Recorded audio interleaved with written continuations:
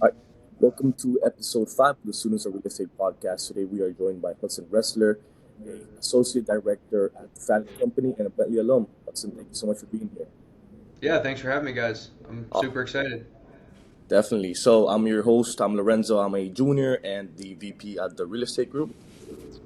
My name's Adam. I am the senior advisor currently and past president of the Bentley Real Estate Group. Awesome. So we'll just start off, Hudson, by just kind of asking you from the start. Where'd you grow up? Where you're from? And yeah, just tell us about yourself, your background. Yeah, so I'm Hudson. I class of 20. I was telling Lorenzo I was a part of the COVID class at Bentley, so graduated in 2020. I'm from Raleigh, North Carolina, so grew up in Raleigh from the time I was probably 9. Originally from New York City, moved down to Raleigh, spent grew up in Raleigh, and now live in Charlotte, North Carolina, where I work for the Fallon Company. Got it. So how'd you end up in Bentley if you grew up in North Carolina? Yeah, so like a lot of North Carolinians, I had never heard of Bentley prior to going, but I always knew I wanted to play football in college. So football and sports was a big part of my life growing up, and I decided that I wanted to eventually go and play at a school that I could better my education at. I think I was pretty realistic in the fact that I was never going to play in the NFL, which is great. But so I always wanted to go to a school where I could get a great education, but also have a great football experience. So got linked up with a coach who came down to visit me in at my high school in probably my junior year. Went up to a camp that summer of my junior year, in between junior and senior year, and really liked the campus. Really liked what it had to offer, and I loved Boston, being from Raleigh, and I thought I was really gonna like the cold. I grew to maybe not like that so much, but it was great, and got up to campus and really grew to meet some of the guys, and kind of decided I wanted to play football, and knew Bentley was the right place for me. So it ended up being the best decision I've ever made in my entire life. So good knowing that, but that's kind of how I got exposed to Bentley. Got it. So did you play the 4 years? Yep. So I played all 4 years. It was great. Again, I played. I know you guys had Connor Peck on a couple weeks ago. Played with Connor for a little bit. Yeah. And football, love it. I miss it every day, and it gave me some of the best experiences in the working world. Also gave me some of my best friendships. So there's nothing if I could do it again, I would do it 10 times over because it was one of the best experiences I ever had. Got it. Wow, sounds good. So obviously you were a student athlete. Would you say you were more like, well, actually, before I say that, did you know at this time when you were in college what you wanted to do? Because this leads to my question: were you more like career focused, or were you more kind of figuring things out as you go? Yeah, so I think going to Bentley, as a lot of students do, I didn't necessarily know exactly what I wanted to do. I knew from what I had heard about Bentley, it was obviously a very strong finance and accounting school. I knew I never wanted to do accounting. That was one after, I don't know what it's called anymore, but I took GB 112. I knew, which is the intro accounting class. I knew I wasn't going to be an accountant, Yeah. so whittled that one out pretty quick. But always knew that I liked real estate and always wanted to work in a real estate adjacent industry. I thought when I started it might be single family real estate, where it was maybe being a broker. And as I kind of learned more and took some of those finance classes, I really grew to like the commercial side, and figured there's a lot of opportunity here. And so I didn't really know what I wanted to going in. I knew I wanted to be either finance or econ major. Decided on finance. I think you have to do it your sophomore year, and then as I kind of got into my junior year process, the internship cycle and all that, I decided that I wanted to do commercial real estate and try it for an internship. Tried it with the Fallon Company and interned there, and really haven't looked back since. Did you have like a family member or something that introduced you to real estate, or where did how would you introduce to real estate? So you guys will laugh at this. So I have my mom and my sister used to watch a show called Million Dollar Listing on Oh yeah. Bravo, um, which it was pseudo drama. but they would always see really high end properties and really so I grew to really appreciate, and that's where I kind of started with the single family, where I thought maybe I would want to do that. As time kind of went on, I realized I didn't really want to be a single family broker.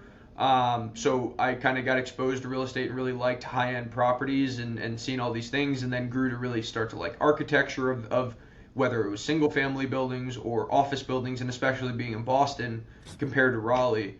The skyline looks a lot different in Boston than and a lot more developed than it does in Raleigh. So getting exposed to those kind of things and realize, okay, I this is something that really interests me. How can I combine what I like to do on the side, which is watch silly TV shows with my finance degree, and it kind of felt like the perfect meshing of the two together. So that's kind of how I got into it, and what drew me to the industry. Was that the Ryan Serhant one? Yeah, exactly. Okay. I think he's kind of expanded since that show, Yeah. and now I think he's got a Netflix show, and Oh yeah. I've read his books. He's awesome. Oh yeah. No, definitely. True entrepreneur. Yeah, I haven't seen that million dollar listing show, but I've seen the one the Sell It Sirhan where it's Yeah. called on Netflix. Yeah, and so can you just kind of walk us through? Obviously, you're in Bentley, right? You were at the football team playing there, and can you walk us through the journey to your first role at the Fallon Company, and also how were you introduced to the Fallon Company as well? Yeah, of course. So when I started again playing football, the one thing that was really pushed upon the Bentley football family, and this is something I know Connor touched on as well, but it's really lean on your alumni and lean on your connections to help you try to find what you want to do, and kind of as you look at people that have graduated before you and people that have done it before you, kind of look at the path that they forged. So as I was in finishing up my junior season, decided kind of that winter junior year, it was time to start looking for internships. So I did a lot of the Bentley job fairs. I did a lot of the kind of cold call networking and a lot of the things that Bentley pushed. Me personally, I didn't have a ton of success. Some people think those have had great success with those. It didn't really work, so I really started to pound the pavement with my network. So reaching out to people who were in industries that I thought I was interested in. So whether it was private equity or commercial real estate or banking or whatever it was, really trying to reach out to people and utilize LinkedIn, which I know is something that Bentley really pushes, which is couldn't say it enough times.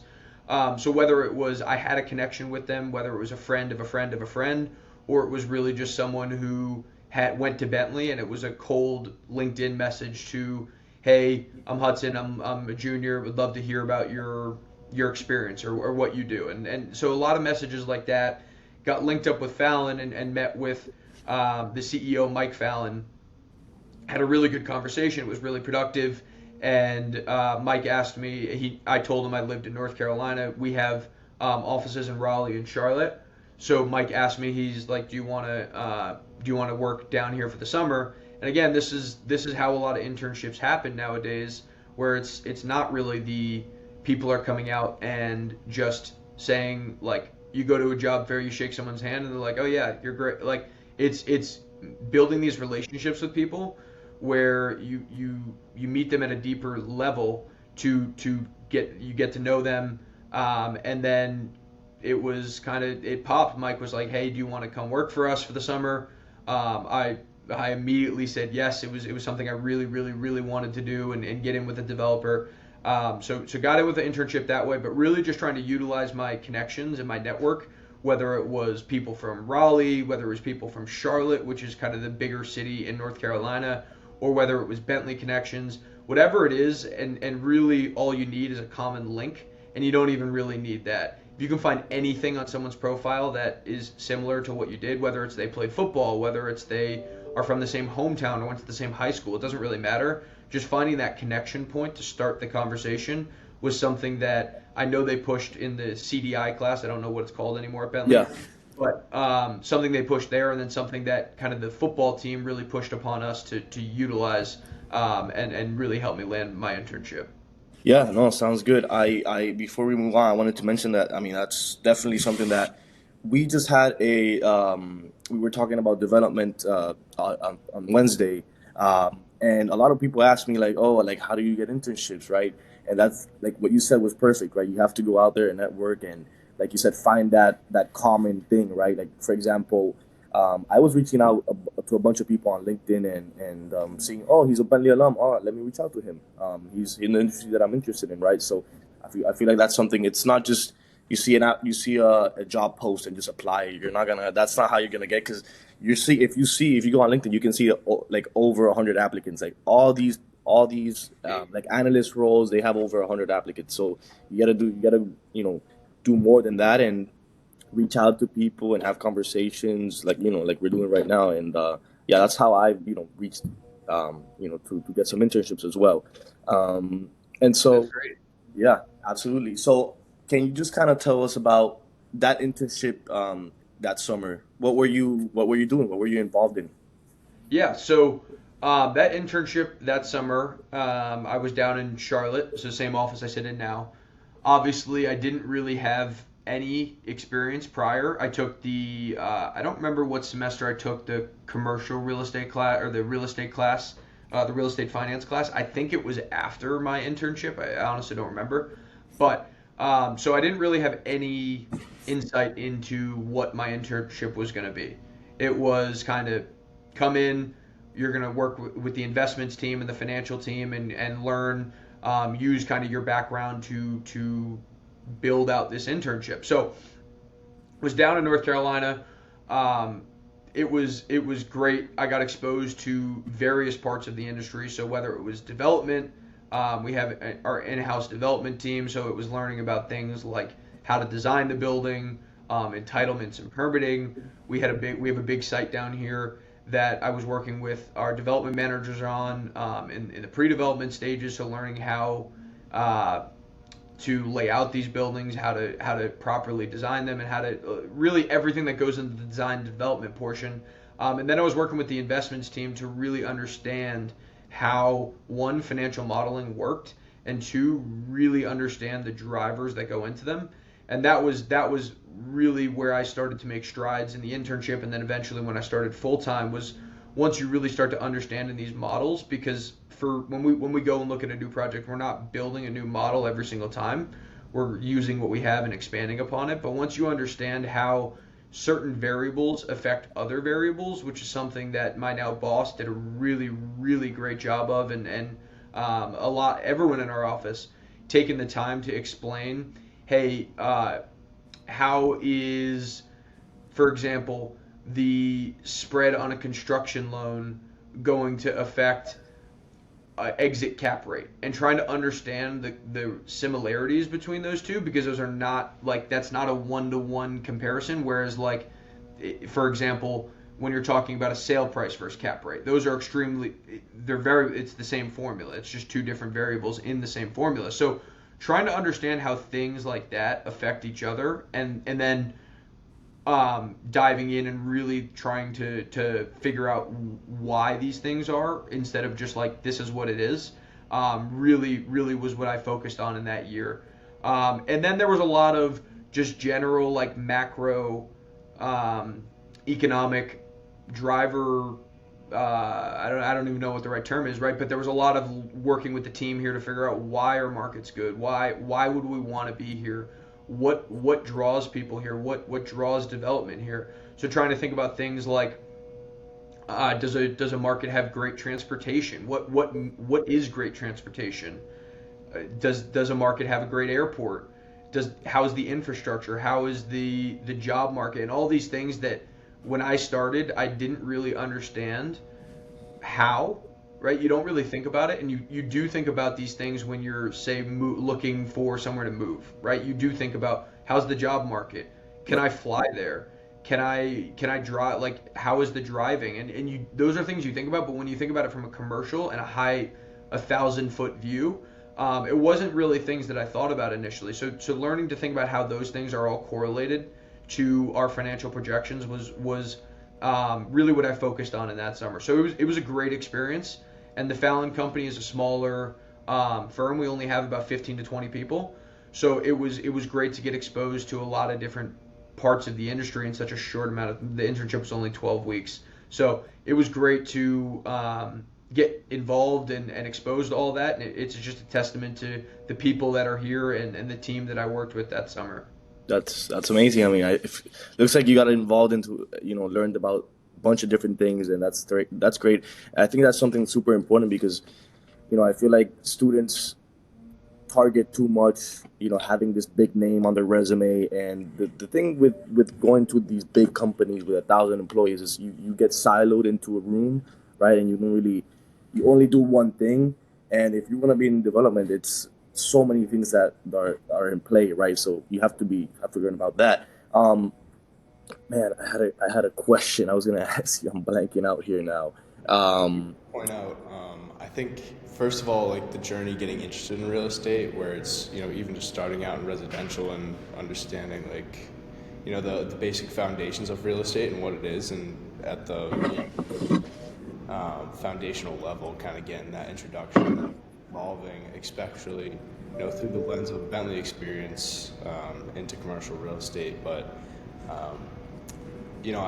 I think it's also super cool about the trying to understand the big picture, when it comes to macro factors, as well as like understanding the transportation and whether it has an airport or just kind of the other factors that go into it. And I'm sure that's continued to grow as you've developed over time, and that internship being the starting point. But I guess we can kind of segue this into just talking about your day-to-day role right now, and kind of how you've used your past experience, especially from internships or previous roles at Fallon, into what you're doing now. Yeah. So again, I started full time at Fallon in what was it? June of 2020. So right in the middle of COVID, started working remote as an analyst. So my analyst days were a lot of the same, learning to run the models, and at that point, it's a lot of people are helping you. Obviously, when you start, you're not expected to know the world. If you do, you're either lying to yourself or you don't actually know what you're doing. So really trying to come in and learn as much as I possibly could. So working with teams on a lot of underwriting heavy, so a lot of Excel, a lot of just, hey, this is what we need, and kind of, can you do this?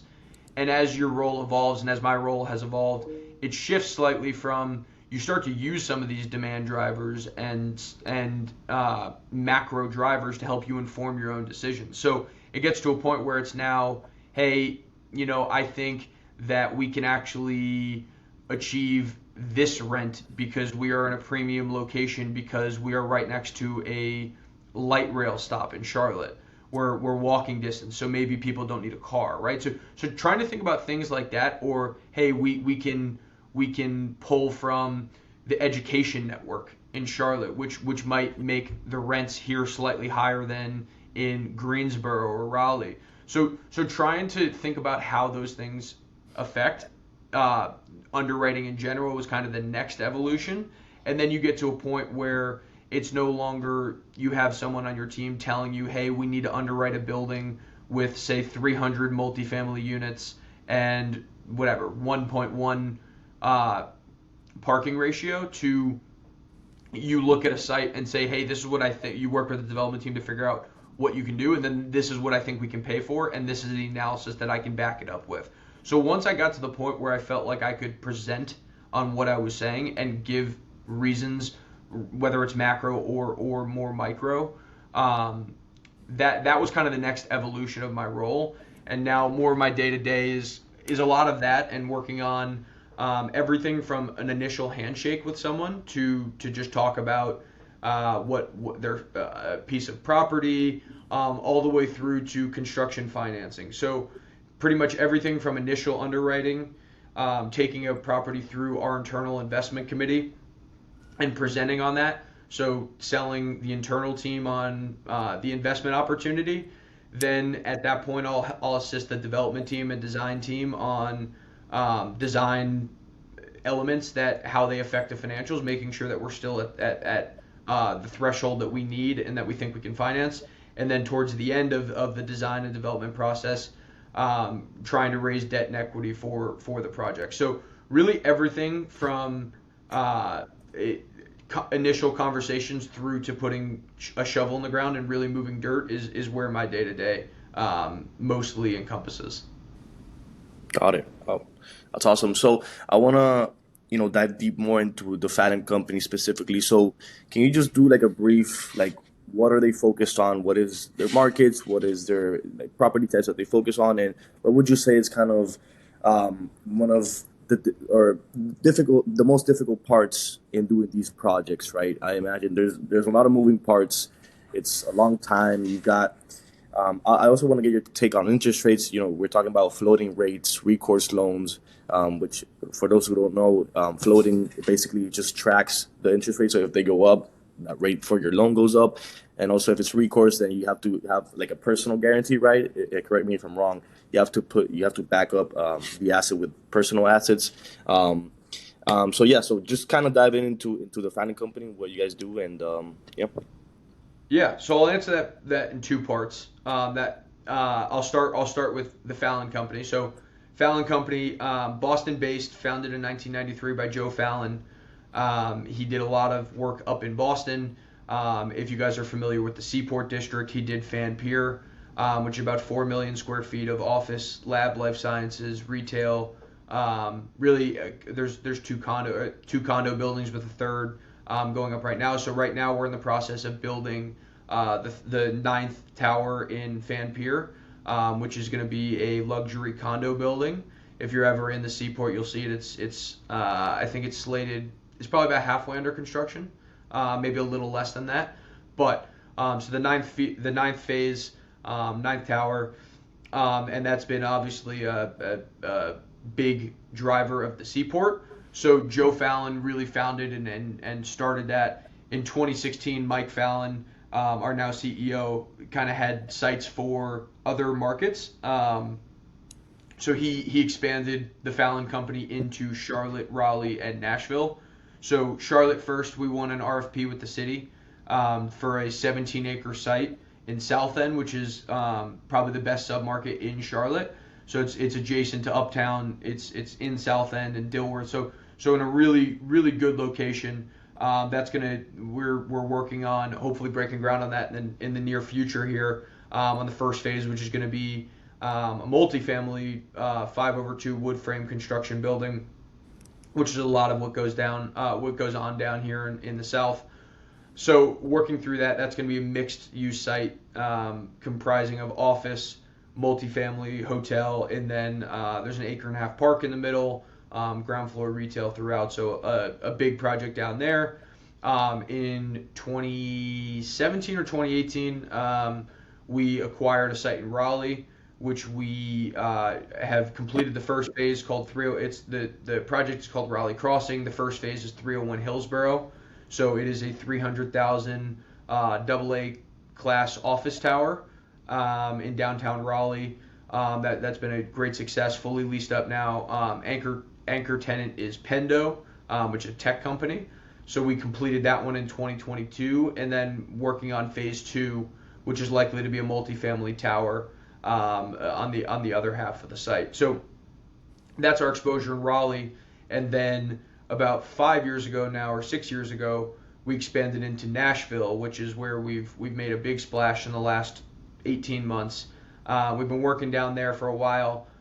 We were awarded this past year in 2024, or it might have been, I think it was actually 2023. Now that I'm saying it, I got my years all mixed up. We were awarded a 30-acre site around the new Tennessee Titans Stadium. So another large-scale mixed-use project. A couple million square feet. It's going to be hotel, office, multifamily, an expansive ground floor retail experience, and then it's adjacent to the new Tennessee Titans Stadium. So that's in a partnership with the city of Nashville.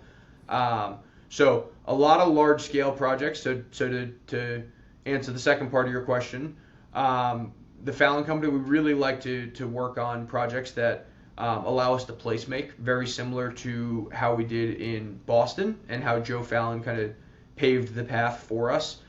showing that these new districts and these new large scale mixed use projects, they need to be cohesive. They need to be somewhere that people want to live as much as they want to work and as much as they want to go out and have fun.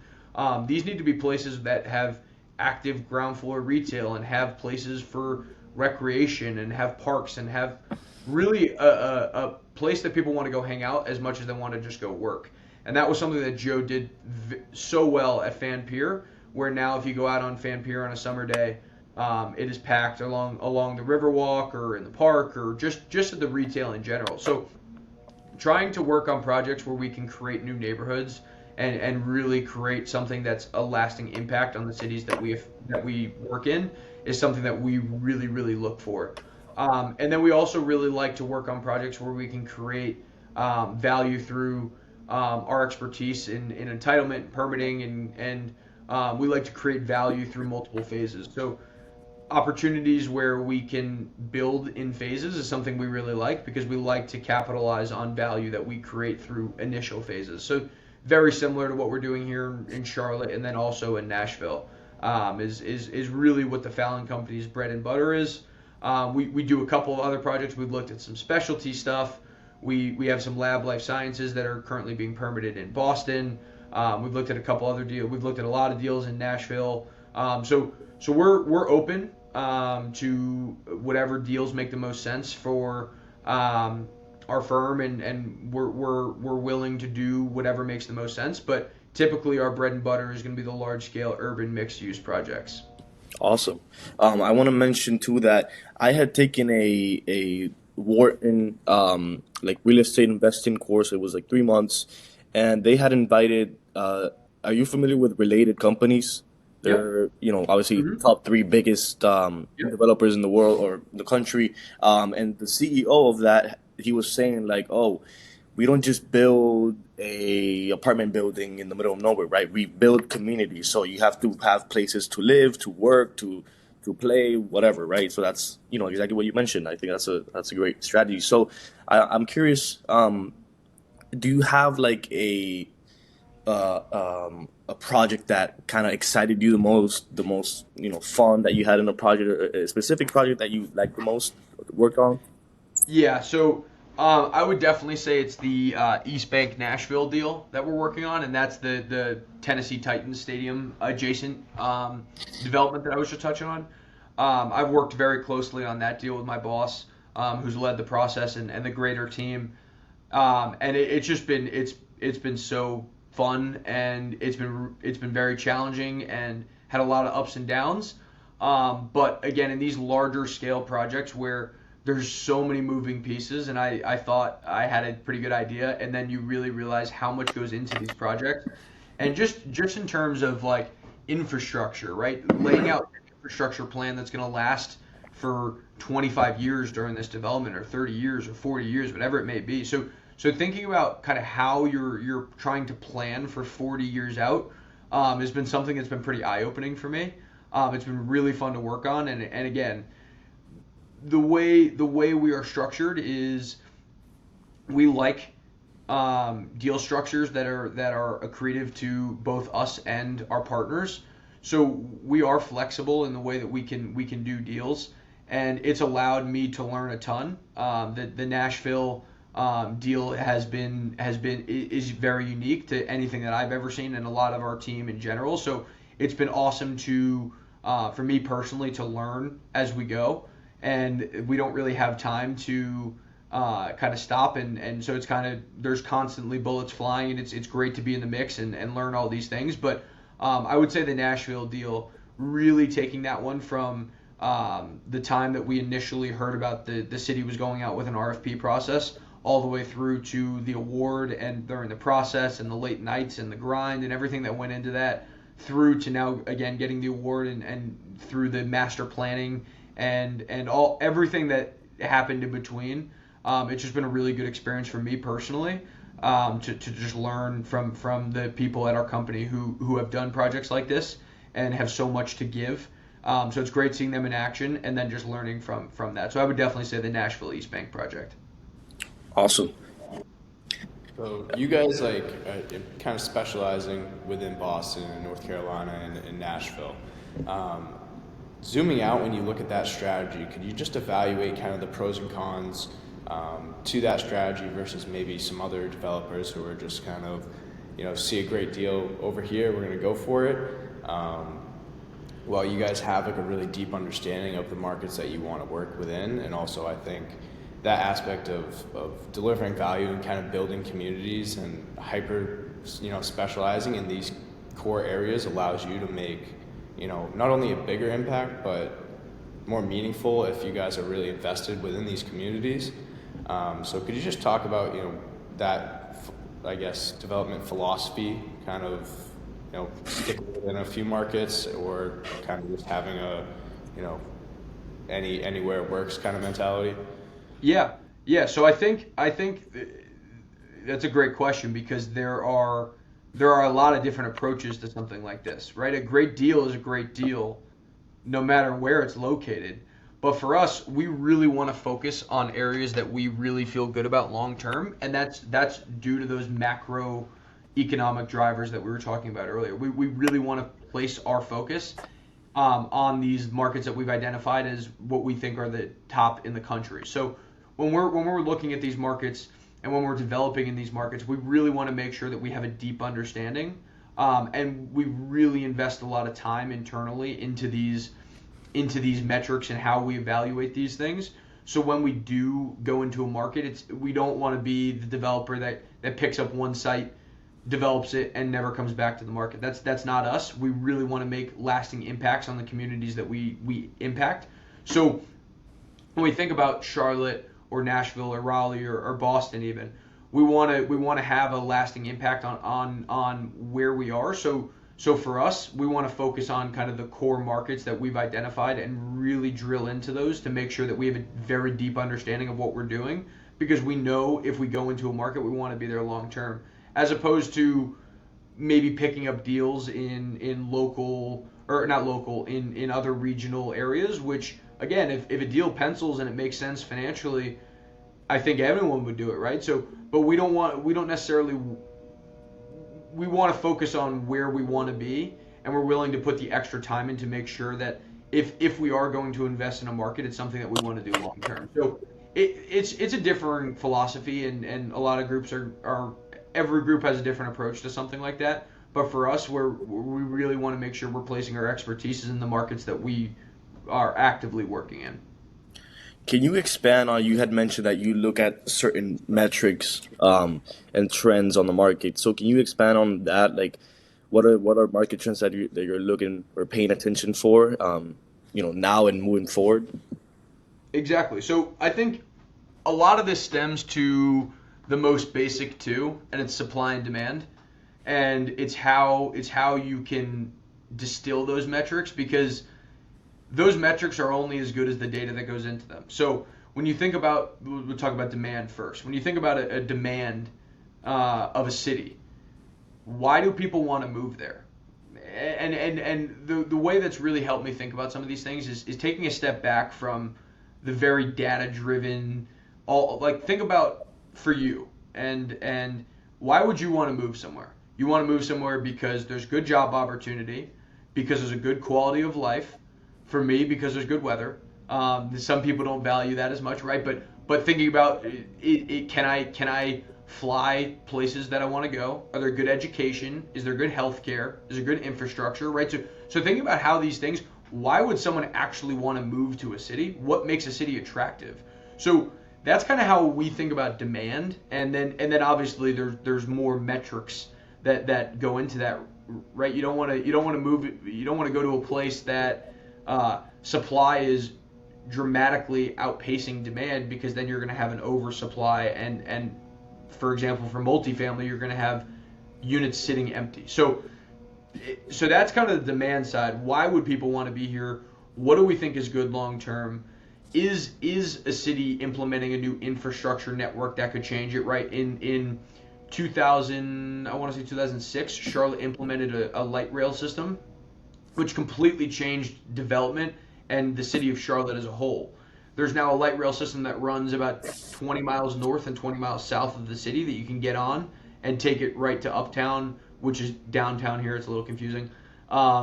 but take it to the CBD areas, the places where people want to work and where they want to go out and where they want to eat and all these things. So thinking about trying to make bets on things like that, right? There are plenty of other infrastructure networks that they've teased here. There's been major infrastructure improvement into the airport, trying to make it more of a global airport. Charlotte's up to the 6th ranked airport in the country as of last year, which was surprising to me. But trying to think about how those things affect demand and why people are going to want to continue to keep moving here as Charlotte continues to expand and mature as a market. And then thinking about supply, on the other hand, is what's here? What are people? Is there an opportunity to develop more? And where are those opportunities? So thinking about market wide, you kind of look at the supply as in terms of, and I'll use multifamily again as an example, as a vacancy rate, right? That's a really good metric on how's the supply. So if, let's say your vacancy rate is 1% market wide, that would tell us that, hey, maybe there's a really good opportunity here to develop because there's not enough units to go around, as opposed to if the vacancy was 99%, if we're going to build, no one's going to rent the units. So trying to use supply and demand dynamics at a very high level, but then using the data that goes into that, and then even more in micro markets. So we establish markets within Charlotte or within Boston or Nashville that we really like and we think they have longer term.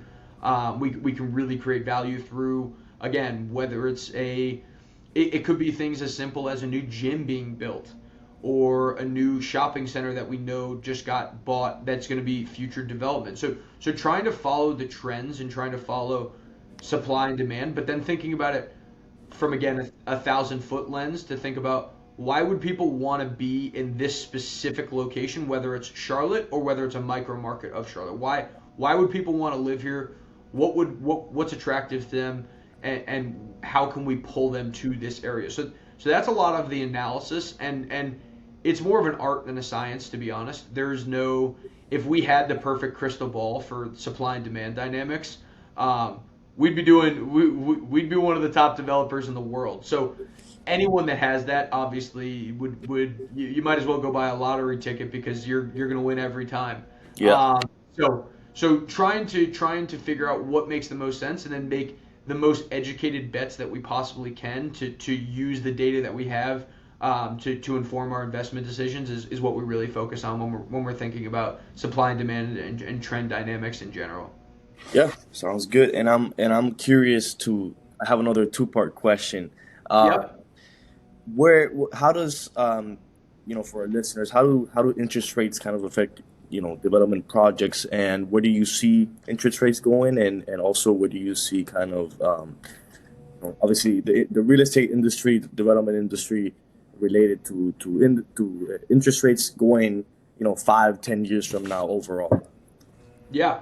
So if I knew where interest rates were going 5 to 10 years from now, I'd be on all these day news shows talking about all that. But to answer your question, so interest rates,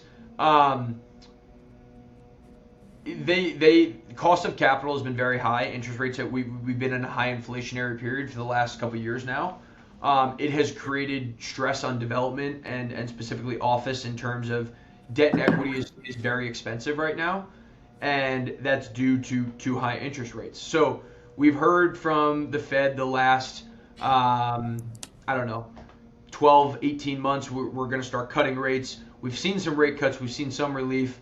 The Fed has just come out and said they're going to, we basically think we're going to be in a higher for longer type environment.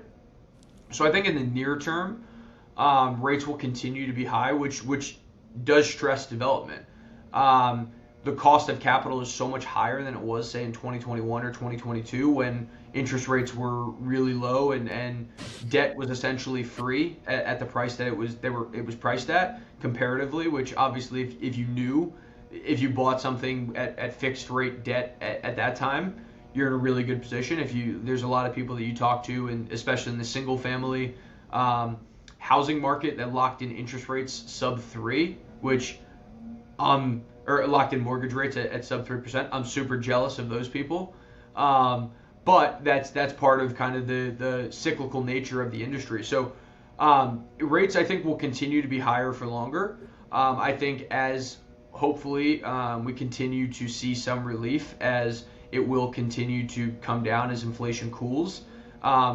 When that happens, I don't know. I hope in the back half of this year, Q3, Q4, we start to see more relief.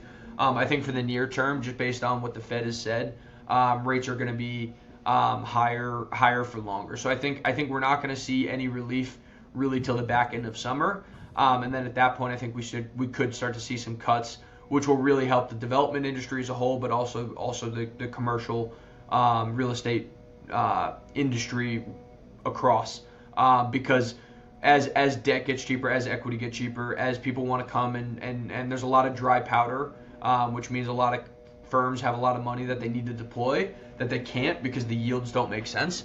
So as these rates start to come down and as we start to see some relief to where yields need to be for these equity firms to deploy capital, you'll start to see a lot more construction starts and you'll see a lot more transaction just on the capital market side. So I think near term, hopefully, I think we're going to be higher for longer for the initial part of the year, and then hopefully in the back end we'll see some relief.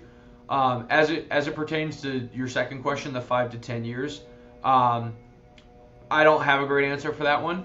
Yeah. I think we will likely not get back to rates that we saw during the COVID period because of just the craziness that ensued. I think if we do get back to that point, we will see it'll be because of some disaster or some whatever the term. There may be a downturn in the economy or I don't even know what would happen, right? Yeah. No one could have predicted COVID. And that's part of the industry in general, trying to predict downturns. It's impossible to put your finger on it, but knowing that, hey, maybe something's going to happen here because XYZ is something that we do internally and really every firm around the world is going to be doing as well. So I think we won't see rates that low for hopefully a long time, but I think we will see some kind of stabilization of rates where I think we are in a high rate environment now, and I do think we should see some relief and hopefully kind of ride that wave for a while. So not a great answer. I hope I'm right. That would be great for the industry and for us. But that's a tough one to quantify. Yeah, no, of course. I think I phrased that question wrong because obviously you can't tell what interest rates are going to be 5 to 10 years from now. But that question should have been focused more on the real estate industry overall.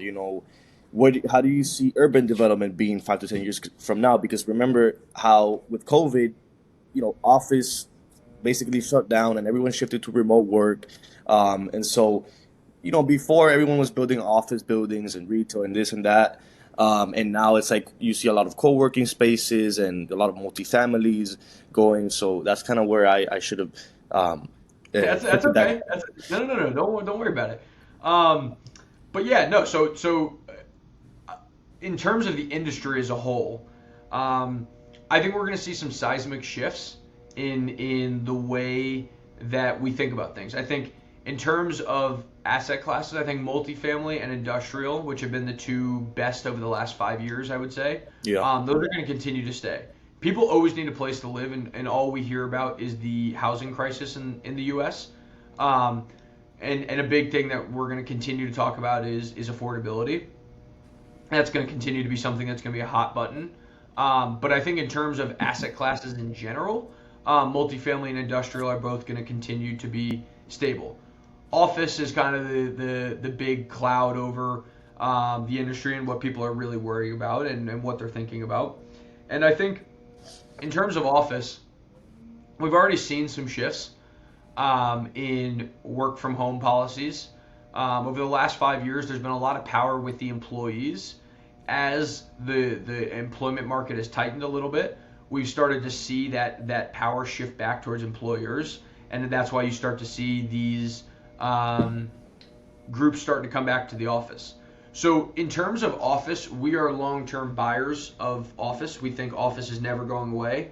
I don't know if you guys saw Jamie Dimon's leaked audio came out earlier this week about people being in the office. Yeah. It's pretty funny if you haven't seen it. But I think that sentiment is ultimately going to come through because work from home is great, and there are awesome perks about work from home. But we personally don't believe that the same productivity is possible. We also think that people will be back in the office.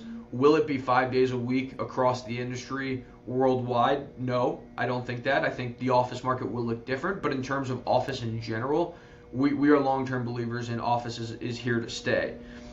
In terms of suburban kind of Class B office space, that one's a little tougher because right now the way that employers are luring employees back after working from home and having these perks is they're trying to do it through amenitization of brand new buildings. So you look at buildings that are maybe slightly dated, they're investing millions and millions and tens of millions of dollars into these amenity spaces because that's the only way they can get these people back, whether it's a gym or a basketball court or a pharmacy in the base or somewhere to get your hair cut, right? So things that people have grown accustomed to doing at home, whether it's a laundry service, something like that, because people want to be able to do these things that they've grown accustomed to.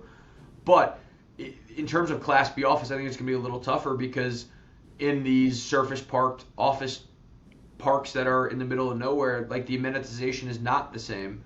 And you don't have the urban benefit of having great restaurants and having the life and having all these things. So that one will be something that we'll continue to track. There's going to be a lot of opportunity in that space where a lot of people are going to become distressed and there's going to be great opportunities. But that market hasn't quite reset yet.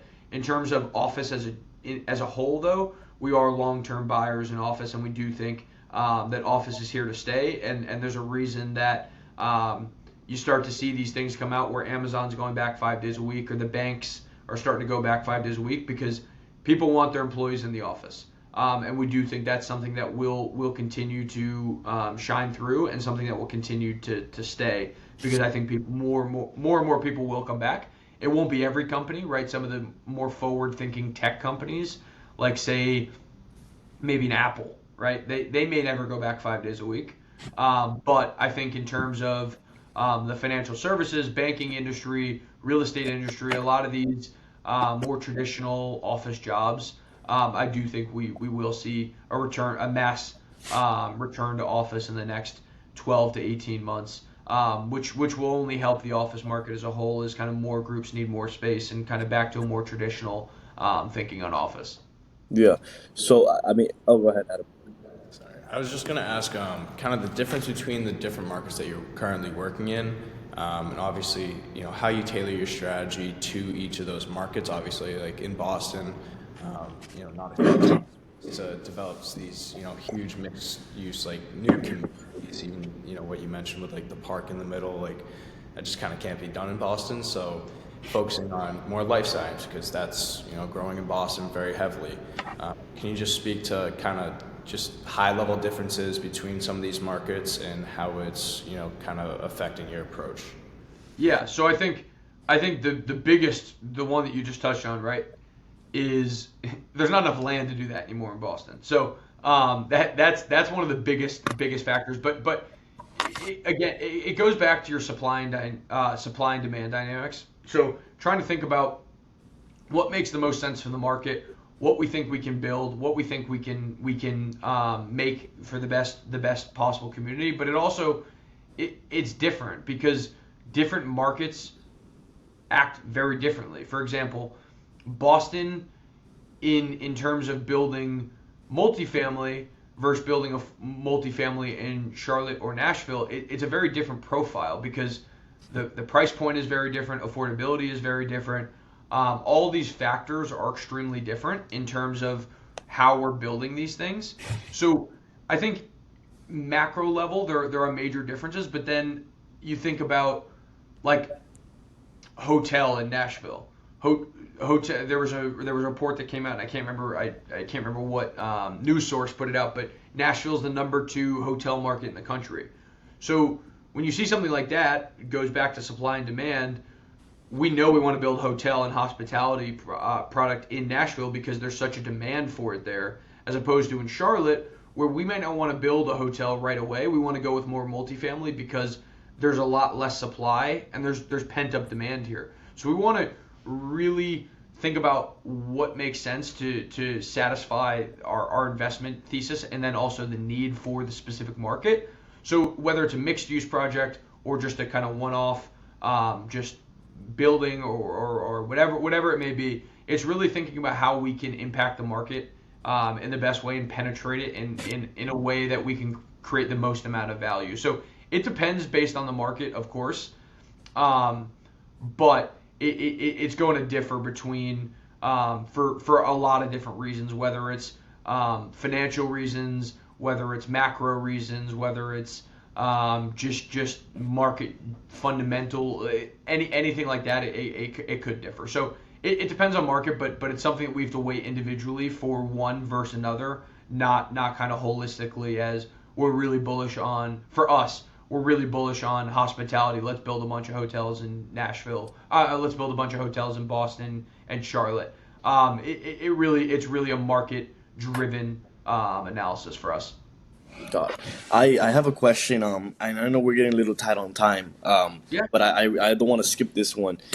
Obviously, I imagine you guys were doing projects in 2020 when rates were super low. And this goes back to our other discussion. But if you were doing projects at sub three, you started a project and rates were at sub 3%, and then a year later, 2 years later, it's double.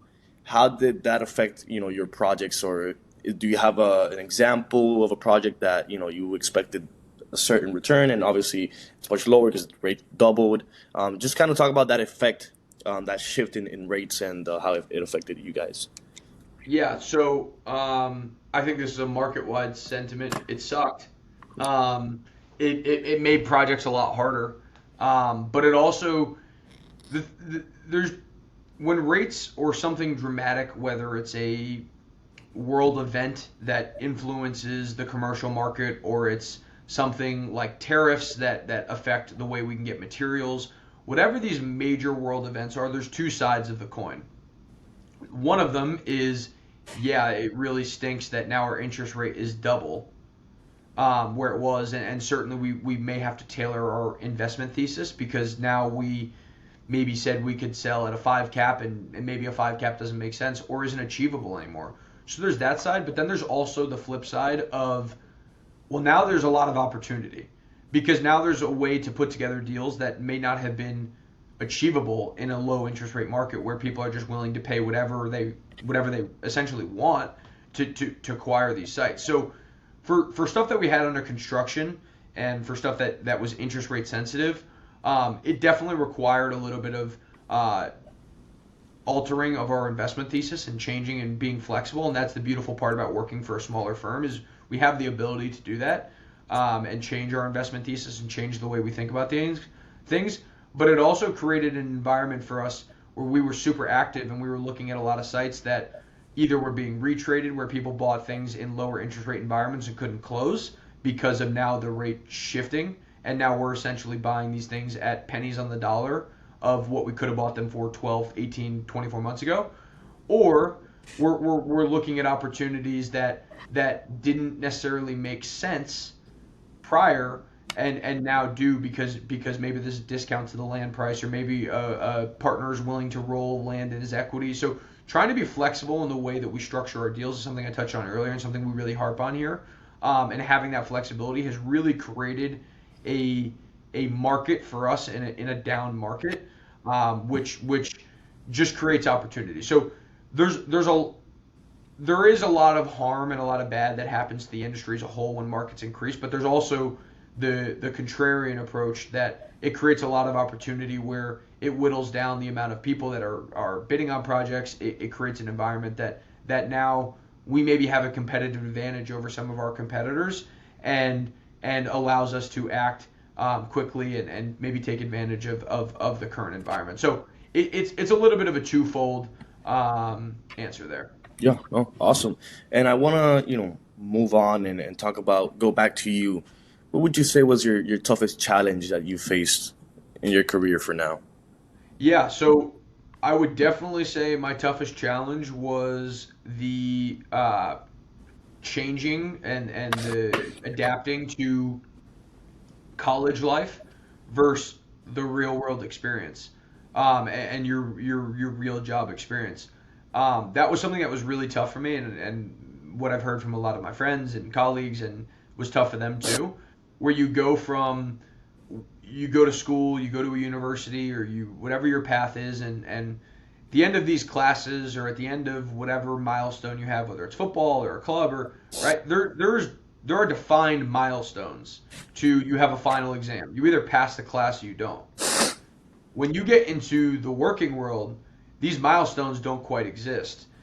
There's not a playbook, and there's not a 2 + 2 = 4 type of answer. Sometimes it's you just gotta figure it out, and hopefully you're right enough to continue. So I think the adapting to not having very defined guidelines and deadlines and these things was a little difficult for me. Just being in school my whole life, and there's always a right and wrong answer, and then you get into the working world, and there's really not always a right or wrong answer. There's some that are more right, but there's not really necessarily one correct answer. So that, and then that being coupled with, when I started, we were working fully remote, and I was in a new city. So I think learning to adapt to remote working was difficult in itself. Trying to establish yourself in a new city was also difficult, and then trying to also prove yourself all at the same time while trying to get adapted to the real world. So I think the first 6 months was challenging for me, to be honest, in working.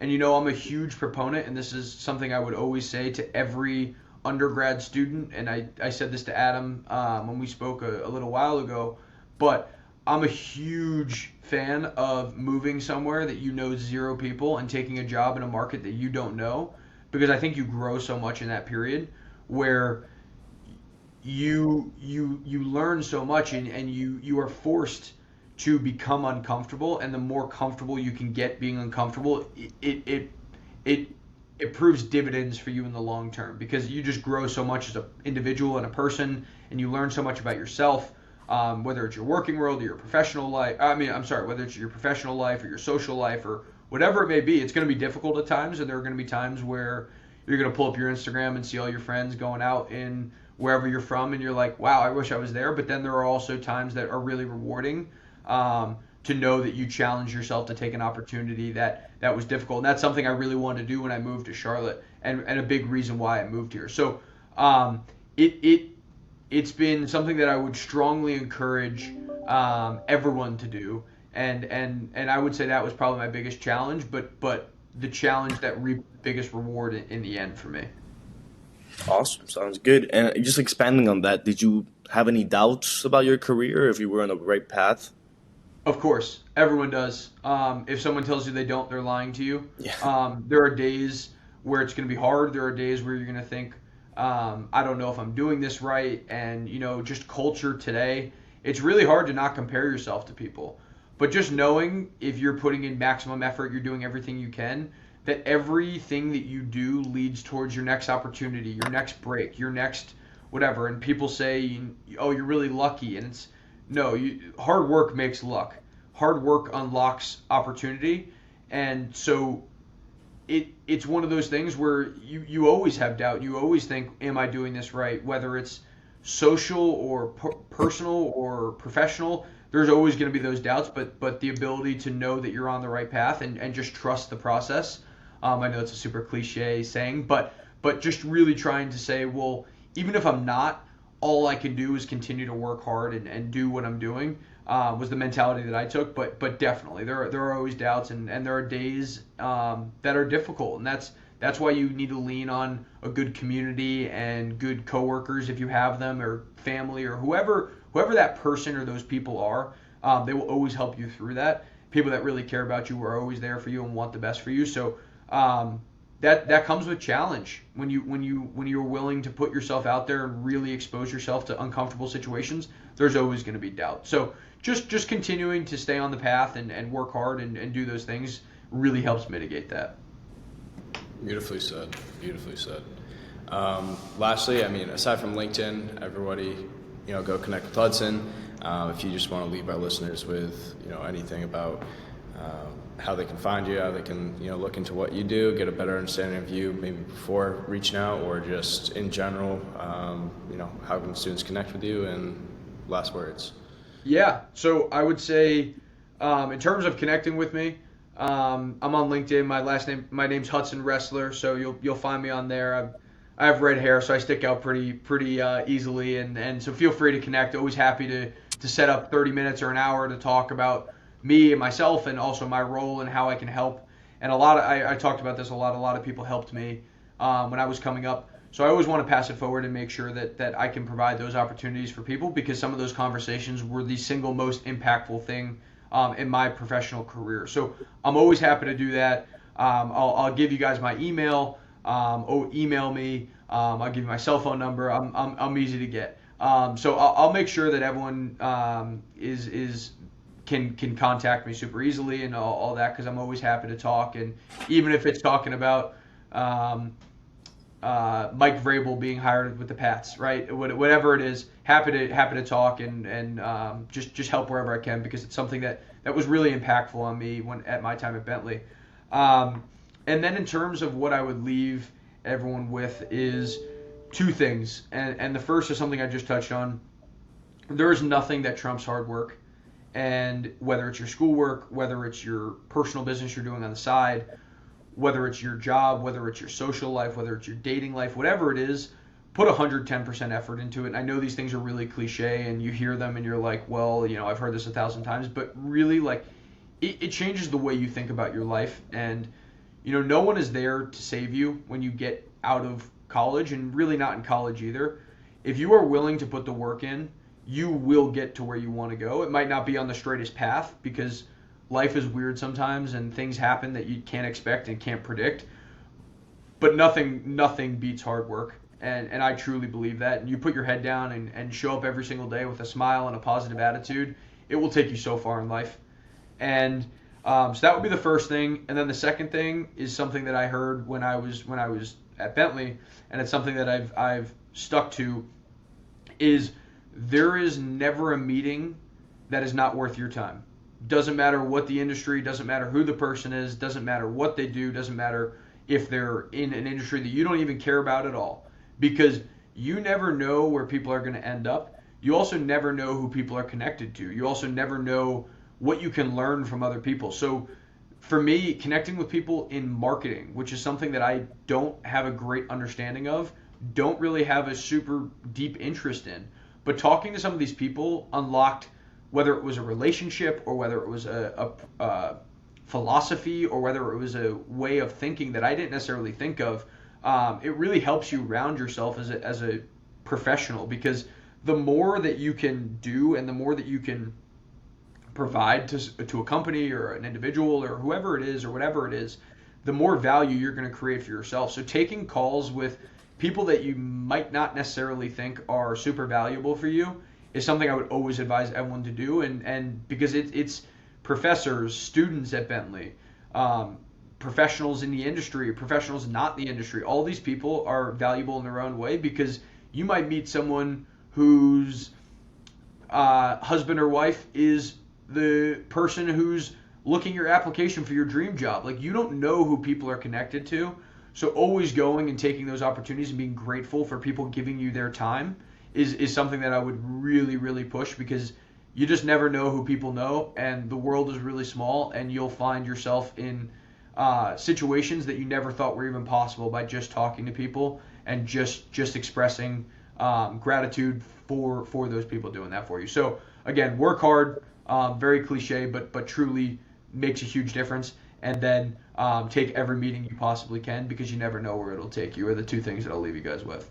Awesome. Hudson, thank you so much. It was a pleasure. Great conversation. Yeah. And, thank you so Awesome. much. Yeah, of course. Thanks for having me on, guys.